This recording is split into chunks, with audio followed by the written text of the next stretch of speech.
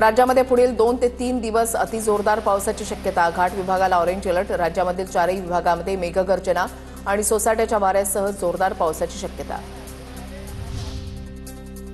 कोकणामध्ये पुढील 4 दिवस पावसाचा अंदाज। रत्नागिरीसह आज पावसाचा ऑरेंज अलर्ट जारी।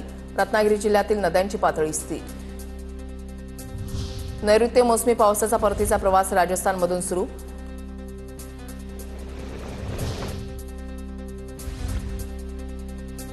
पुणे शहर आणि जिल्हा परिसरामध्ये काल रात्रीपासून संततधार पाऊस सुरू। पुण्यामधल्या घाटमाथा आणि धरण परिसराला आज पावसाचा ऑरेंज अलर्ट। पावसानं उघडीप दिल्यानंतर फळभाज्यांची आवक वाढली। टोमॅटो, काकडी, गाजर, घेवडा दरामध्ये घट। पुण्यातील गुलटेकडीमधील घाऊक बाजारामध्ये ट्रक फळभाज्यांची आवक। मुसळधार पावसामुळे पुण्यातील अनेक शाळांना सुट्टी। स्थानिक पातळीवर शाळांनी निर्णय घेऊन दिली सुट्टी।